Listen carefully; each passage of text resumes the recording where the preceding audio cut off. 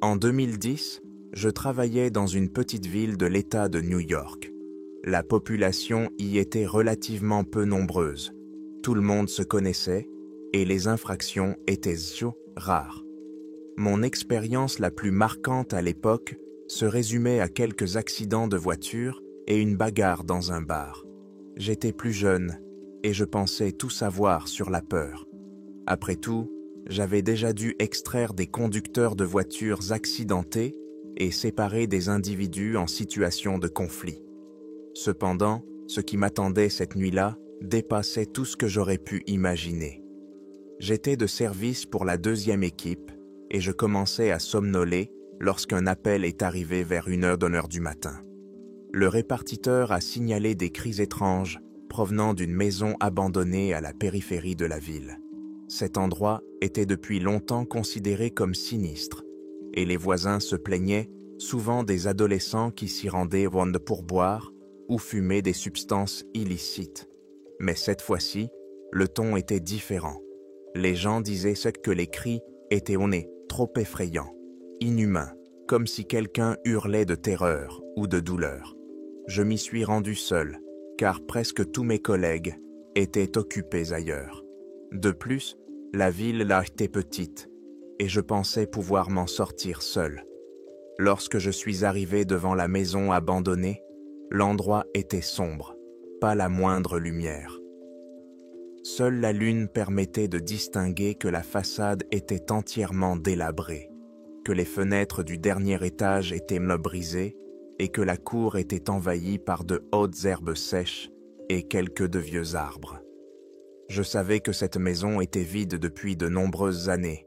Personne ne voulait l'acheter, même pour une somme dérisoire.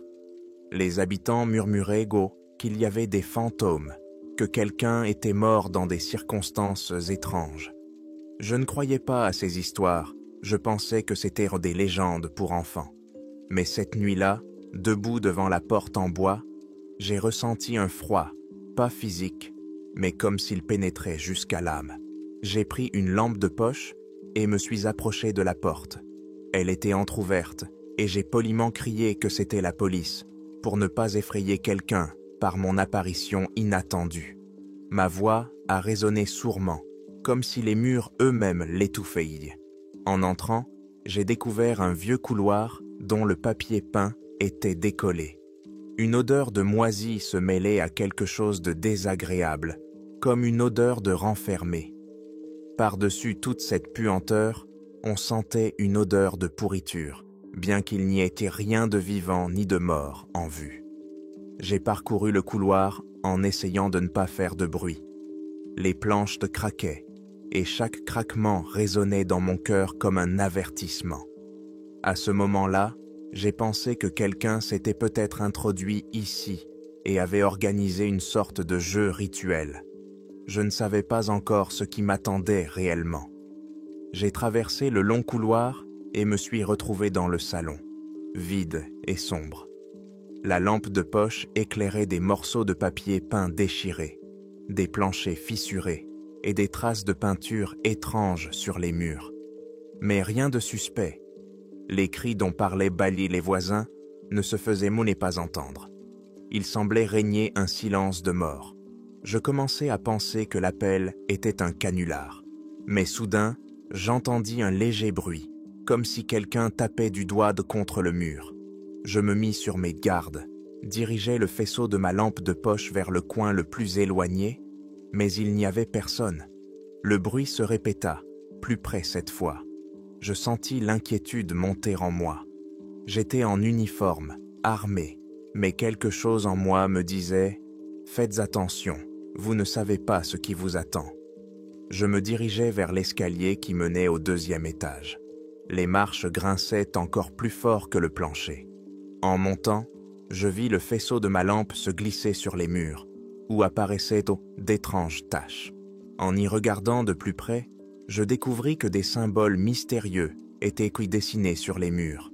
Ils étaient tracés avec du charbon ou une peinture sombre, des motifs complexes, des boucles et des lignes alambiquées, dont certaines s'étendaient jusqu'au plafond.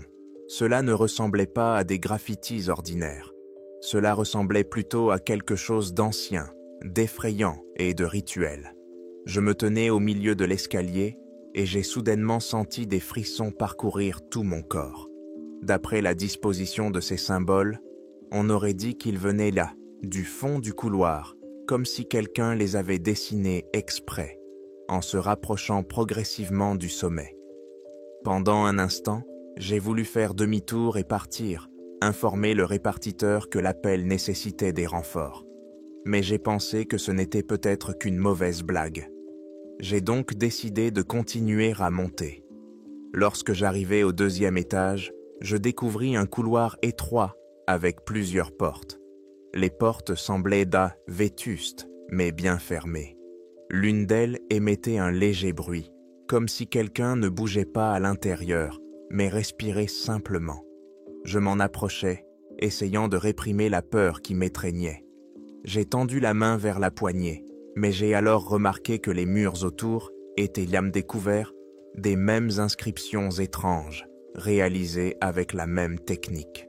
J'ai retenu mon souffle, essayant de ne pas céder à la panique.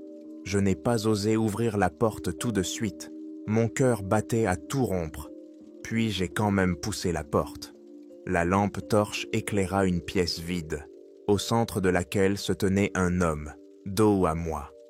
Je ne compris pas tout de suite qu'il était tourné vers le coin. Sa tête était penchée vers le mur et ses bras pendaient mollement le long de son corps. Je restai immobile pendant une seconde, n'en croyant pas mes yeux. C'était un homme d'âge moyen, à l'apparence normale, vêtu de vêtements déchirés. Mais sa posture m'effrayait. Il était immobile, comme privé de volonté. J'ai appelé. « Police, avez-vous besoin d'aide ?» Pas de réponse. Il n'a même pas bougé. J'ai fait un pas prudent à l'intérieur. L'odeur dans la pièce était répugnante, un mélange de moisi et d'une odeur âcre de pourriture. Ma lampe de poche éclairait des taches sur le sol qui ressemblait à du sang séché. J'ai appelé une nouvelle fois. L'homme ne réagissait pas.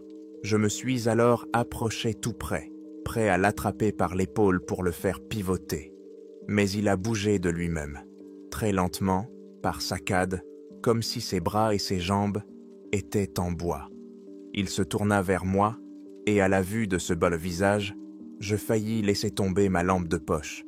Il n'avait ni yeux ni bouche. À leur place, il y avait des zones de peau lisse, comme si quelqu'un avait effacé les traits du visage, ne laissant que les contours. Mon cœur faillit sortir de ma poitrine. Je restais figé de terreur, incapable de croire ce que je voyais.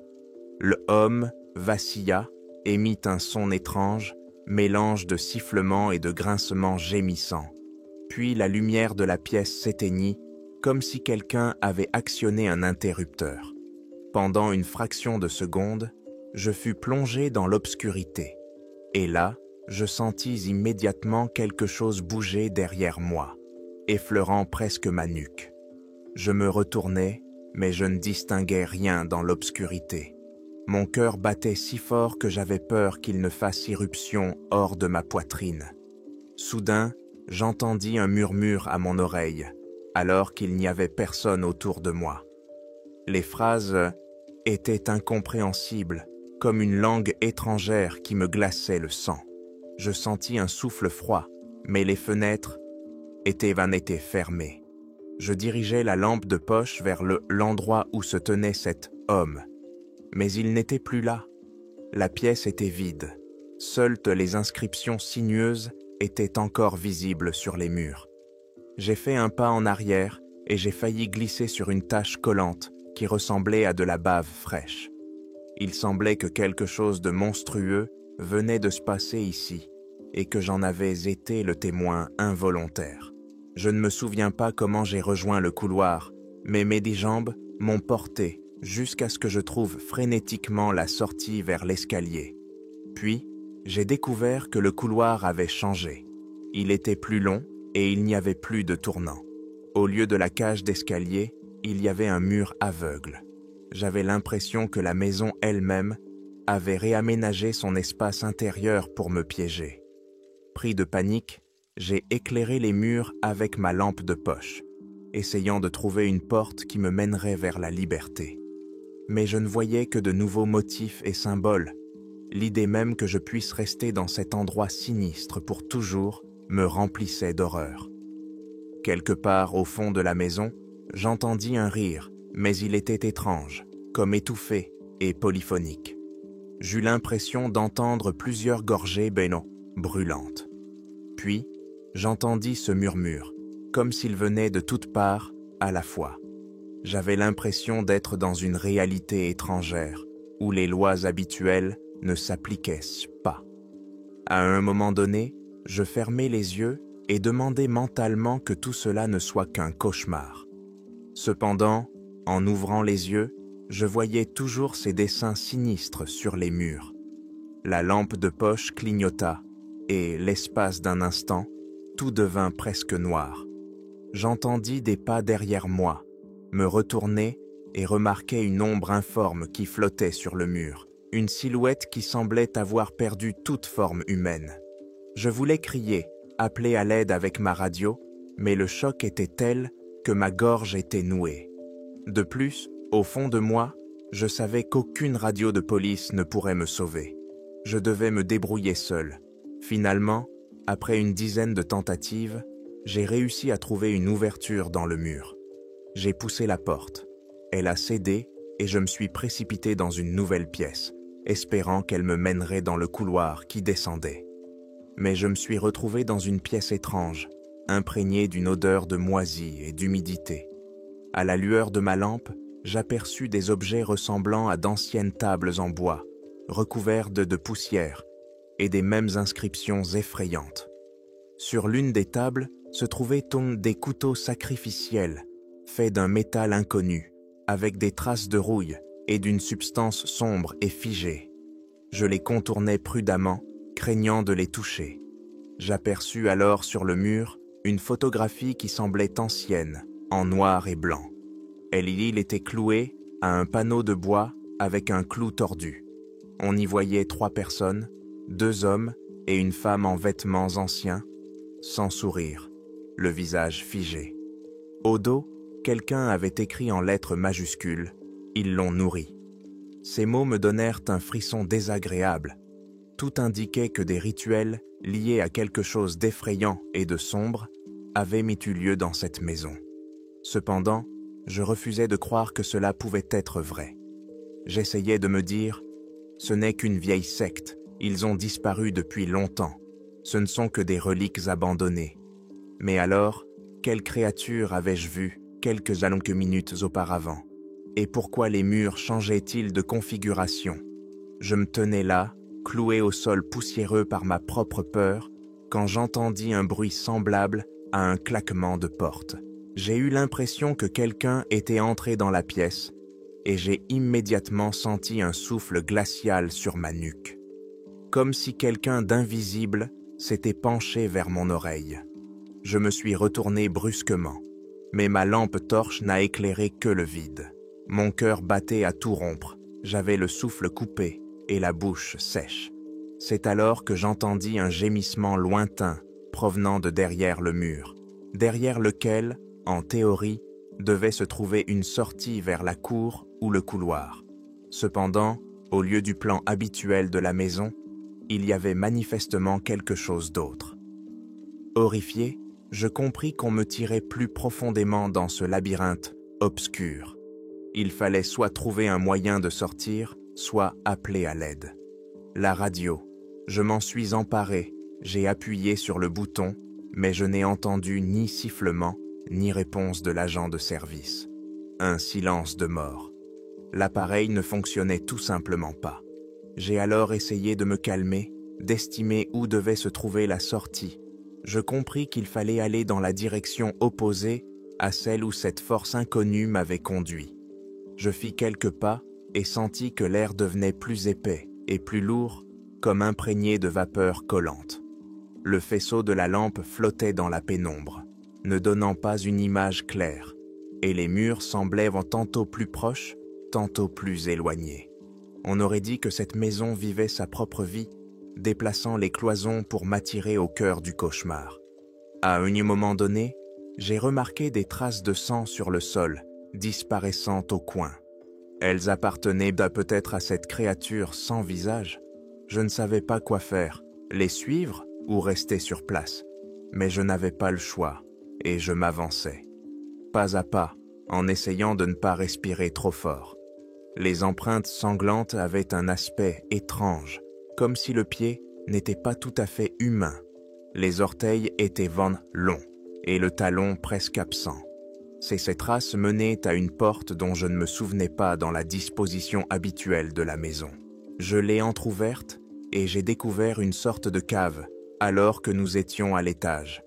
Les murs étaient en pierre, de vieux os de petits animaux jonchaient dans les coins, et au centre se dressait un énorme pilier en bois, muni d'anneaux en fer, comme s'ils étaient destinés à accueillir des chaînes. Ça sentait l'eau croupie et le sang séché. Sur le sol, j'ai remarqué des rainures qui semblèrent servir à évacuer un liquide vers le centre. Tout cela ressemblait à un lieu de sacrifice. C'est là que j'ai été pris de panique. J'ai compris que toute cette légende sur la maison abandonnée n'était peut-être pas qu'un mythe.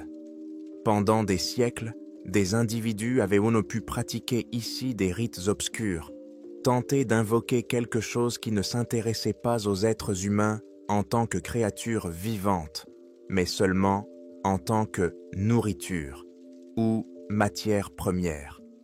Je frissonnais en repensant à ce visage sans traits, et je compris que quelqu'un ou quelque chose l'avait atteint et transformé en une créature docile. Un gémissement sourd retentit dans la pièce, suivi d'un bruissement et de pas. Je m'arrêtai, manquant de m'effondrer à genoux de peur. Une silhouette se mit à ramper vers cette colonne depuis un coin sombre. Ses membres bougeaient de manière anormale, comme ceux d'un insecte. Je levai ma lampe de poche et vis. Ce n'était plus un être humain. Son torse était déformé, sa tête pendait sur le côté, et, à la place du visage, on voyait une mâchoire de serpent pleine de dents noires. Oui, j'ai distingué une dizaine de dents, courtes, épaisses et acérées, comme celles d'un poisson prédateur. La créature s'agrippa à la colonne et se releva, mais ses genoux étaient tournés dans la direction opposée, comme ceux d'un cheval. Je sentis que je perdais la raison, car je ne pouvais pas croire que cela était réel. La créature sursauta, leva la tête et poussa un cri rauque dans lequel je crus reconnaître un écho humain, comme si elle avait autrefois parlé, mais que sa langue avait été brûlée ou arrachée. Je pointai mon pistolet vers elle sans vraiment savoir ce que je faisais. Je reculai de quelques pas et le sol craqua sous mes pieds. La créature tourna vers moi ce qui restait de son visage, puis son corps se mit à trembler et elle se précipita vers moi. Au même instant, j'appuyai sur la détente. Le coup de feu retentit de manière assourdissante. La balle atteignit l'épaule de la créature qui recula mais ne tomba pas. Je tirai à nouveau, visant cette fois la tête. La créature siffla en essayant de m'attraper la jambe, mais elle manqua son coup et s'effondra sur le sol. Je vis un liquide sombre qui coulait de la blessure, qui ne ressemblait pas à du sang normal. Je pensais l'avoir achevée, mais elle continuait à trembler, comme en convulsion, en émettant des sons dégoûtants et assourdissants. Je ne savais pas si une arme à feu ordinaire pouvait définitivement tuer une telle créature, mais je ne voulais pas rester à proximité. J'ai profité de l'occasion pour me précipiter vers la porte. Derrière elle, j'ai découvert un couloir qui, je l'espérais, menait vers le bas, même si je ne savais plus à quel étage nous nous trouvions, ni où l'escalier avait disparu. Je me précipitai dans le couloir, essayant de ne pas prêter attention aux bruits effrayants au loin. Je savais que la maison était pleine d'inconnus et que chaque minute d'hésitation pouvait me coûter la raison. Des chuchotements résonnaient encore dans l'air et des bruits de pas se faisaient entendre derrière moi. Cette créature était-elle à ma poursuite? À un moment donné, le couloir tourna et je vis que le faisceau de ma lampe éclairait une porte en bois massif que je n'avais jamais vue auparavant. Je ressentis un faible espoir que ce soit la sortie. En m'approchant, je remarquai sur la porte des runes, sculptées, différentes de celles qui se trouvaient sur les murs. Je m'agrippai à la poignée et tirai. Au début, la porte ne céda pas, mais après plusieurs tentatives, j'entendis un craquement et elle s'ouvrit. Derrière elle se trouvait un escalier qui me semblait interminable. Les marches étroites en pierre s'enfonçaient dans l'obscurité totale. Je me suis retourné pour m'assurer que personne ne me suivait et j'ai aperçu brièvement une silhouette sombre au bout du couloir qui me regardait. Elle était légèrement plus grande qu'une personne normale et sa tête semblait divisée en deux. Je n'ai pas attendu qu'elle s'approche. Je me suis précipité dans les escaliers en priant pour qu'ils me mènent à l'extérieur. Cependant, la descente semblait interminable. Les mêmes de murs de pierre, les mêmes de marches, les unes après les autres, jusqu'à ce que je réalise que je n'avais plus de force. J'arrivai enfin dans un espace semi-obscur qui ressemblait à un sous-sol, mais très spacieux. Il y avait là des caisses en bois à moitié pourries et de vieux tonneaux. J'avais l'impression d'être dans un labyrinthe où le temps et l'espace étaient confondus. Je me dirigeais vers le passage qui se profilait devant moi, d'où provenait un courant d'air humide. Soudain, je remarquai sur ma droite une sorte de pièce fermée par une grille. Derrière celle-ci, j'aperçus un mouvement. J'éclairai la grille avec ma lampe de poche et aperçus à l'intérieur un homme, du moins quelque chose qui ressemblait à un homme. Son visage était déformé par la peur et l'épuisement. Il se pressait contre les barreaux et demandait silencieusement de l'aide. Je ressentis un élan de pitié et demandai à voix basse « Qui êtes-vous » Il ne pouvait pas parler ou avait peur. Ses lèvres s'étaient brûlées et ses yeux exorbités de terreur. Je lui ai demandé comment ouvrir cette cage, où se trouvait la clé, mais il m'a seulement regardé d'un air fou, puis a balayé le plafond du regard et a murmuré des mots qu'il ne pouvait pas prononcer clairement. J'ai cru entendre quelque chose comme « Il va venir » et « Trop tard ». Au même instant, un bruit glaçant retentit, comme si quelqu'un grattait une tôle avec ses ongles. L'homme dans la cage se mit à trembler et je compris que je devais soit le sauver, soit m'enfuir. Sinon le même sort m'attendait. J'ai examiné la serrure, mais je n'avais pas de crochet, et il semblait inutile d'essayer de briser les barreaux avec mon pistolet. Ils étaient solides et je n'avais plus beaucoup de munitions. Finalement, j'ai dit à l'homme que j'allais essayer de trouver un autre moyen de sortir. Il a poussé un gémissement qui semblait dire « Ne m'abandonnez pas ». Cependant, je ne pouvais rien promettre. C'est alors qu'une autre silhouette apparut au fond du couloir, légèrement visible dans la lueur de la lanterne. Je tournai la tête et vis la même silhouette sans yeux que j'avais rencontrée au 2e étage. Elle ne ressemblait plus à un être humain. Sa peau avait pris une teinte gris pâle. Ses traits semblaient avoir complètement disparu. Ses bras s'étaient allongés et ses mains étaient devenues de longs os saillants. La silhouette inclina légèrement la tête, comme si elle m'observait, bien qu'elle n'ait pas d'yeux. Puis elle poussa un long sifflement et se précipita vers moi à une vitesse inattendue. Je tirai, mais je manquai ma cible. La balle frappa le mur avec un écho glaçant. La lampe tremblait dans ma main et je savais que si je restais là, je mourrais. La créature m'avait presque rattrapé. L'homme dans la cage poussa un cri, ou plutôt un gémissement perçant, comme si toutes ses souffrances s'intensifiaient à cet instant. Je reculai vers le couloir et tirai à nouveau, en visant mieux cette fois. La créature était trop rapide, mais la balle l'a touchée au flanc. Elle a poussé un cri aigu, a dévié sur le côté, comme si elle avait rebondi sur le mur et a perdu l'équilibre pendant un instant.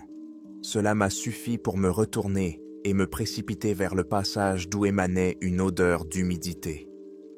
L'homme dans la cage continuait de crier, tandis que la créature reprenait ses esprits et semblait se diriger vers lui. J'entendais derrière moi des craquements et des gargouillements, comme si quelqu'un brisait des os. Il était évident qu'une mort atroce l'attendait, mais je ne pouvais rien faire. Cette culpabilité me hantera toujours. En atteignant le passage, je me retrouvai dans un tunnel étroit, pavé de pierres bouillies brutes. De l'eau coulait dessus. L'odeur était insupportable, un mélange de pourriture et de dépôts accumulés depuis des années. Au loin, une lumière vacillante brillait et, surmontant mon dégoût, je m'y dirigeais, les pieds enfoncés dans un liquide trouble. Chaque pas produisait des éclaboussures, et je craignais d'attirer l'attention de quelqu'un d'autre. Mais je n'avais pas d'autre choix. Après avoir pris plusieurs virages, je remarquai soudain que la lumière devenait plus vive. Enfin, après avoir passé un autre tournant, j'aperçus une fissure dans le mur de pierre, à travers laquelle la lumière de la lune filtrait. Une pensée me traversa l'esprit. Peut-être est-ce la sortie. Je m'avançai vers elle, le cœur battant à tout rompre, car j'avais soudainement repris espoir. Après m'être faufilé à travers cette étroite fissure, je me suis retrouvé à l'extérieur, dans la cour envahie par la végétation de cette même maison maudite. J'ai aperçu un morceau de ciel nocturne, la lune, une vieille clôture recouverte de mousse. Mes jambes non sont fléchies sous le poids du soulagement, et je suis tombé à genoux, tremblant de tout mon corps, réalisant que j'avais survécu. Cependant, mon sentiment de salut était prématuré. La maison se dressait toujours à quelques mètres derrière moi, se découpant sur le ciel comme une créature affamée, prête à dévorer quiconque s'approcherait. J'entendis un murmure provenant de la porte entr'ouverte par laquelle j'étais entré. Elle n'était plus du tout à la même place, car j'avais quitté la maison par un tunnel souterrain. Mais la porte semblait s'être déplacée d'elle-même, me fixant du regard. Je sentis la peur m'envahir à nouveau, car la maison ne voulait pas lâcher sa proie. Je parvins à reculer de quelques pas, sans quitter des yeux le porche sinistre. Puis je me suis redressé. J'ai fait demi-tour et j'ai couru vers ma voiture. J'espérais que ma radio fonctionnerait à l'extérieur et que je pourrais appeler des renforts. Lorsque j'ai atteint ma voiture de service, j'ai constaté que la radio fonctionnait effectivement, mais les cris et les sifflements se mélangeaient en un seul flux. Un collègue m'appelait, disant qu'ils arriveraient dans quelques minutes, qu'ils avaient entendu mon signal d'alarme interrompu. J'ai saisi frénétiquement la radio et j'ai crié de ne pas entrer dans la maison, que c'était l'enfer là-dedans. Mais seuls des parasites et des bribes de phrases me parvenaient faiblement. Je ne savais pas s'ils m'entendaient seul. À ce moment-là, je me suis effondré sur le siège conducteur et je me suis agrippé au volant, essayant de me ressaisir. Peu de temps après, 2 autres officiers sont arrivés. Ils m'ont trouvé en état de choc, assis dans la voiture, couvert de boue jusqu'aux genoux, pâle comme un fantôme. J'ai tenté d'expliquer qu'il y avait quelque chose qui tuait les gens et utilisait leur corps. Cependant, ils me regardaient comme si j'étais fou, car cela semblait absurde. Malgré le fait que nous portions tous l'uniforme et étions armés, personne ne voulait croire à quelque chose de surnaturel. Cependant, lorsque nous nous sommes approchés du porche, nous avons constaté que l'intérieur était différent de ce que j'avais décrit. Le couloir était là, l'escalier était intact. Il n'y avait aucune marque sur les murs, aucune trace de substance visqueuse. Seule la moisissure et des meubles en ruine étaient visibles. Nous avons inspecté toutes les pièces, mais je n'ai pas retrouvé celle où j'avais vu la créature sans visage, ni la pièce avec la colonne sacrificielle. La maison semblait avoir retrouvé son agencement habituel. Mais les collègues ont commencé à me regarder avec suspicion. Certains ont murmuré que j'avais probablement trop travaillé et que j'avais tout inventé sous l'effet du stress. Cependant, j'étais certain d'avoir vu quelque chose de réel. Nous avons procédé à une inspection minutieuse. J'ai insisté pour que nous vérifiions le sous-sol. Nous avons finalement trouvé un passage à peine visible qui menait à des caves humides. Cependant, elles étaient petites, et quelques pièces étaient remplies de détritus et de vieilleries. Pas de fosse pour les victimes, pas de cage effrayante, ni de créatures terrifiantes.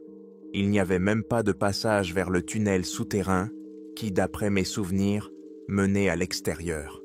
À la place, il y avait un mur de briques continu. Aucun des agents n'a pris mes paroles au sérieux. Certes, tout le monde a reconnu que l'atmosphère était effrayante, mais aucune preuve surnaturelle n'a été trouvée. Un officier a haussé les épaules, remarquant que les gens voyaient parfois des choses étranges, surtout lorsqu'ils étaient nerveux. Je tremblais légèrement. J'ai essayé de parler du sang, des symboles, mais on m'a demandé calmement de me calmer. On a trouvé un vieux dessin sur le mur, mais on l'a considéré comme un simple gribouillage d'enfant. Personne ne les a interprétés comme des signes rituels. Il semblait que la maison ne voulait à aucun prix révéler sa sombre nature. Le lendemain matin, je suis retourné au poste. Des rumeurs circulaient, déjà, disant que j'avais surréagi. Mon collègue m'a conseillé de prendre un jour de congé pour me reposer. J'ai rédigé un bref rapport sur l'intervention, indiquant que j'avais entendu des cris, mais que je n'avais rien trouvé de suspect. Je n'ai pas mentionné ce qui s'était réellement passé, car personne ne m'aurait cru. J'ai décidé qu'il valait mieux garder le silence pour ne pas éveiller les soupçons ou me forger une réputation encore plus intéressante. Cependant, je me posais de nombreuses questions. Qu'est-ce que cela pouvait bien être? La maison avait-elle réussi à dissimuler toutes les traces? Ou bien changeait-elle réellement d'espace selon les besoins? Cette idée m'effrayait le plus, que le bâtiment ne soit pas simplement abandonné, mais vivant, rempli d'une force maléfique. Plusieurs semaines ont passé, mais je ne pouvais pas me sortir cette horreur de la tête. Je faisais des cauchemars dans lesquels je me retrouvais encore et encore dans des couloirs sombres, entourés de silhouettes sans visage. La nuit, je me réveillais en sueur, agrippé à mon arme. Ma seule consolation était que cette maison n'apparaissait plus dans les rapports. Personne ne se plaignait des cris. Les adolescents avaient également cessé de s'y rendre. Apparemment, les rumeurs concernant ma visite et le fait que la maison était hantée par des forces maléfiques s'étaient rapidement répandues dans la ville. J'ai essayé de continuer à vivre, d'oublier, mais je n'y arrivais pas. Je ressentais constamment un poids sur le cœur, comme si la maison m'appelait pour terminer un jeu sinistre. Environ 6 mois plus tard, j'ai appris qu'un officier avait disparu dans le quartier voisin. Il était parti pour une intervention près d'une ancienne carrière, n'était pas revenu, et sa voiture avait été retrouvée vide. Diverses hypothèses ont été avancées, mais j'avais le sentiment que quelque chose provenant de cette maison avait commencé à étendre son emprise. Peut-être que je perdais la raison, mais je sentais un lien. Puis il y a eu un autre incident. Un adolescent de notre ville a disparu, et ses amis ont dit qu'il se vantait de vouloir passer la nuit dans l'endroit le plus effrayant. Était-ce dans cette maison malheureuse? Encore une fois, il n'y avait aucune preuve directe, mais j'étais de plus en plus convaincu que le mal qui habitait cet endroit continuait sa chasse. J'avais envie d'y aller avec une équipe de commandos pour raser la maison, mais qui aurait donné un tel ordre sur la base de mes hallucinations? Je restais seul avec ma peur. Le temps passait et la peur ne me quittait pas. J'ai commencé à boire. Pas beaucoup, mais suffisamment pour atténuer mes souvenirs. Je tenais le coup au travail, mais la nuit, des visions me hantaient. Cette créature sans visage se tenait dans un coin de ma chambre. Ses bras s'allongeaient et ses os craquaient à chaque mouvement. Je me sentais coupable pour cet homme dans la cage. Ses cris déchiraient dans mon sommeil. Je me réveillais à chaque fois, en panique, réalisant que je ne pouvais rien faire pour lui. Puis, j'entendais un murmure distinct dans l'obscurité, qui me rappelait ces mots étranges entendus dans la maison, où chaque mot me transperçait le cerveau. Le jour était venu où une jeune femme a appelé le poste, peu après minuit. Elle affirmait qu'elle passait devant cette maison abandonnée et qu'elle entendait des bruits étranges. Je me suis précipité vers mes supérieurs, les suppliant d'envoyer une équipe sur place, mais personne n'a voulu organiser une grande expédition. On m'a dit « Allez-y, vérifiez. Si nécessaire, appelez des renforts. » J'ai tenté de refuser, mais on ne m'a pas écouté. Je me suis donc retrouvé à nouveau dans cette cour familière, et j'ai ressenti une fois de plus cette vague d'horreur qui m'envahissait. Il était tard dans la soirée, les lampadaires éclairaient dans la route, mais toute la lumière semblait s'éteindre à mesure que nous approchions de la maison. On aurait dit qu'elle était enveloppée par l'obscurité. Je suis sorti de la voiture, j'ai vérifié mon arme et je me suis dirigé vers la porte qui était fermée à clé. Aucun bruit ne provenait de l'intérieur. Je suis resté immobile pendant quelques secondes, incapable de me résoudre à entrer. Puis je me suis souvenu que s'il y avait vraiment quelqu'un en détresse, il ne fallait pas tarder. Rassemblant toute ma volonté, j'ai poussé la lourde porte en bois. À ma grande surprise, je n'ai trouvé à l'intérieur que des pièces vides, toujours dans le même état déplorable. Aucun signe que la maison avait repris sa vie. J'ai parcouru le couloir, je suis monté au 2e étage, en essayant de ne pas regarder les taches sur les murs, qui me semblaient être les reflets fantomatiques de ces anciens symboles. Mais tout semblait calme et abandonné, sans manifestation apparente du surnaturel. Je me réjouissais intérieurement. Peut-être que tout est fini. Cependant, dès que je mis un pied dans l'une des pièces du fond, je fus pris de nausées. Une odeur de décomposition m'assaillit les narines et je vis du sang séché sur le sol. Sans aucun doute, du sang frais. Mon cœur se mit à battre à tout rompre. Je commençai à inspecter la pièce et découvris une silhouette recroquevillée dans un coin. À la lueur de ma lampe, je compris qu'il s'agissait du corps d'un adolescent mort. Ses deux jambes quadriceps étaient cassées et ses bras tordus dans un angle anormal. Son visage était figé dans une expression d'horreur, comme s'il était mort en voyant quelque chose d'inimaginable. J'ai saisi ma radio et j'ai essayé de signaler le cadavre, mais je n'ai entendu que des parasites. Au même moment, quelque chose a bougé dans le couloir derrière moi. Je me suis retourné et j'ai vu une ombre glisser sur le mur, à la lumière de la lampe. L'ombre avait la silhouette d'une créature grande, difforme, aux membres allongés. Elle se déplaçait sans bruit jusqu'à ce qu'elle s'approche de l'entrée de la pièce. J'ai instinctivement pointé mon arme, n'osant pas faire un pas. La maison révéla à nouveau son vrai visage.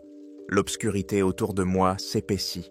La lampe clignota plusieurs fois et je compris que j'étais tombé dans le même piège. La créature jeta un coup d'œil depuis le montant de la porte et je parvins enfin à distinguer sa tête, une tache floue à l'endroit où auraient dû se trouver les traits du visage et à la place du cou, des protubérances osseuses. Sa main s'est lentement tendue vers moi, ses doigts gros grattaient le mur. Je savais que si je ne tirais pas immédiatement, il m'attraperait. J'ai tiré, mais je n'ai entendu que des cliquetis, sourds. La cartouche était coincée. Peut-être un raté. Peut-être que la maison avait une influence sur mon arme. La créature émit un son semblable à un rire grave et s'avança. Je criai, jetai la lampe, attrapai la matraque et frappai sa main. Elle était froide et dure comme de la pierre. La créature ne vacilla presque pas. Elle poussa seulement un gémissement répugnant. Je sentis un coup à la tête et m'effondrai sur le sol, perdant presque connaissance.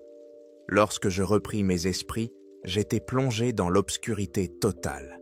La lampe gisait sur le sol, émettant une faible lueur vacillante. Quelque part au fond de la maison, j'entendais des bruits de succion et des râles nauséabonds. Je compris que la créature était probablement occupée avec le corps mutilé. Je devais m'enfuir avant qu'il ne soit trop tard. Cependant, je pouvais à peine bouger. Ma tête tournait et j'avais le goût du sang dans la bouche. Me relevant péniblement, je m'emparai de la lampe et me dirigeai vers la sortie de la pièce. Les murs avaient de nouveau changé d'aspect. Juste devant moi s'ouvrait un couloir étroit qui descendait. Je m'y engageai avançant péniblement. J'avais l'impression que le sol allait s'effondrer sous mes pieds, à tout moment. Chaque pas résonnait d'un écho sourd et j'avais peur de me trahir. Derrière moi, j'entendis un bruit sourd qui s'éloignait, ou plutôt une succession de coups et de grincements. Peut-être que la créature me cherchait.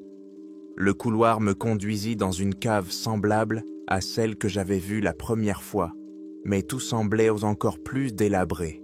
Les murs semblaient d'appeler respirer, et des toiles d'araignées collantes, semblables à des veines poussant à travers la pierre, s'étendaient de partout. Je voyais qu'elles étaient couvertes de gouttes d'humidité scintillantes, ou peut-être était-ce une sorte de mucus. Je me sentais mal, mais je continuais à avancer en répétant « Il faut que je sorte d'ici ». J'entendis un gémissement plaintif devant moi, et je pensais un instant « Peut-être y a-t-il quelqu'un d'autre en vie ?» Mais cette fois, je n'osais pas vérifier. Je savais que je ne pourrais probablement sauver personne et que je me perdrais moi-même. Au fond de moi, je me sentais lâche, mais mon instinct de survie l'emportait. Je m'engageais dans des tunnels étroits, me souvenant que j'avais déjà trouvé une issue. Mais tout avait changé. J'avais l'impression que la maison jouait avec moi, déplaçant les murs comme des pièces d'échecs. Finalement, j'ai découvert une étroite fissure, semblable à celle par laquelle j'avais réussi à m'échapper autrefois. Mais cette fois, une odeur nauséabonde s'en dégageait. J'ai rampé à travers les aspérités rocheuses, m'écorchant les mains et les genoux, et j'ai fini par sortir, mais je ne me trouvais pas dans la cour, mais dans un fossé derrière la maison. La nuit était sombre, la lune était cachée derrière les nuages, et un silence de mort régnait tout autour. Mais cet air me semblait être un véritable salut, après la moiteur oppressante à l'intérieur. Je me suis échappé en essayant de ne pas me retourner vers la maison. Je n'avais presque plus de force. À main nue, j'ai enjambé une clôture délabrée et je me suis retrouvé dans une rue déserte. Ma voiture était garée loin. J'étais couvert d'égratignures et de boue, ma tête bourdonnait et mon cœur battait à tout rompre. Je marchais sur la route, tremblant de froid et d'effroi. Dès que je me suis éloigné de la zone où, selon moi, la maison interférait avec la communication, la radio a émis un signal sonore. J'ai répondu et expliqué que j'avais besoin d'aide de toute urgence. Une patrouille m'a trouvé et m'a emmené à l'hôpital. Les médecins ont déclaré que j'étais probablement tombé et que j'avais été blessé. Au poste, ils ont de nouveau estimé que j'avais été victime d'hallucinations, évoquant un état de choc et des fantasmes malsains. Personne n'a pris au sérieux ma déclaration concernant un monstre effrayant, un adolescent aux membres brisés. Lorsque le shérif est arrivé le lendemain matin avec des renforts, ils n'ont trouvé que des pièces vides. Il n'y avait ni trace de sang, ni cadavre, ni signe de lutte. C'était comme si la maison avait effacé toutes les preuves, ne laissant aucune chance de prouver ce qui s'était passé. Après cet incident, j'ai décidé de quitter la police. Je ne pouvais plus porter l'uniforme, sachant que j'étais incapable de protéger les gens contre une telle obscurité, et que personne ne me croirait tant qu'il ne l'aurait pas rencontré lui-même. Au cours des mois qui ont suivi, j'ai consulté un psychiatre, pris des médicaments et essayé de mener une vie normale. Cependant, les cauchemars ne m'ont pas quitté. Parfois, j'entendais dans la nuit des chuchotements qui ressemblaient aux mots inscrits sur les murs. Parfois, j'avais l'impression de voir des silhouettes sans visage dans le reflet des vitrines. Quand la nuit tombait, je sursautais au moindre bruit. Certains de mes amis ont remarqué que je sursautais et ont essayé de m'aider, mais il est impossible d'aider quelqu'un qui a vécu une expérience indescriptible. Les années ont passé. Chaque fois que quelqu'un me demandait ce qui s'était passé, je me taisais ou je répondais vaguement qu'il s'agissait d'un accident au travail. Mais au fond de moi, je connaissais la vérité. Cette maison abandonnée n'était pas un simple tas de planches et de briques. Elle était imprégnée d'un mal qui ne ressemblait à rien de terrestre. Ce mal vous murmure à l'oreille. vous fait voir des hallucinations et vous surprend quand vous vous y attendez le moins. Et surtout, il sait effacer ses traces, se faire passer pour une maison normale jusqu'à ce qu'il attire une nouvelle victime entre ses murs. Parfois, la nuit, je fais toujours le même rêve. Je patrouille à nouveau dans la ville et j'entends soudain des cris étranges à la radio. Je sais où je dois aller. C'est encore cette maison à la périphérie. J'arrive, je sors de ma voiture, la porte est ouverte et une odeur d'humidité et de ténèbres s'échappe de l'intérieur. J'entends quelqu'un gémir, j'entends ma voix qui dit « Police !» et je vois l'ombre d'une créature passer au 2e étage. À ce moment-là, je me réveille en sueur, le cœur battant à tout rompre. Mais le plus effrayant, ce sont les fractions de secondes après mon réveil, quand j'ai l'impression d'entendre encore un léger sifflement à mon oreille. Peut-être que cette créature ne vit pas seulement dans la maison, mais qu'elle s'est déjà introduite dans mon esprit. Que puis-je dire en conclusion ? Cet appel est devenu un cauchemar qui me hante depuis de nombreuses années, et j'ai peur qu'il ne s'arrête jamais. Chaque nuit, je vois les mêmes symboles, le même escalier, la même silhouette sans visage. Chaque fois que je passe à la périphérie de la ville, j'ai une envie irrépressible de brûler cette maison maudite, de la raser. Cependant, une pensée effrayante me retient. Et si cette maison n'avait pas besoin de murs pour exister ? Et si elle avait depuis longtemps pris racine en moi, dans la ville, dans l'ombre de chaque coin de rue ? Je n'ai pas de réponse. Je ne sais qu'une chose. Si jamais vous entendez parler d'une maison abandonnée, d'où proviennent des cris sauvages, n'y allez pas seul, n'y allez pas du tout. Cette obscurité est affamée, et ceux qu'elle a déjà emportés ne lui suffisent pas. Et mon histoire, comme vous pouvez le constater, n'a convaincu personne. Vous penserez probablement que j'ai perdu la raison. C'est peut-être le cas. Mais au fond de moi, je sais que ce n'est qu'une partie du mensonge que la maison murmure à tous ceux qui tentent son mieux de révéler son secret. Et maintenant, je me tais. Le silence est la seule chose qui me reste. Car sinon, il reviendra simplement me chercher. Et alors, rien ne pourra plus me sauver.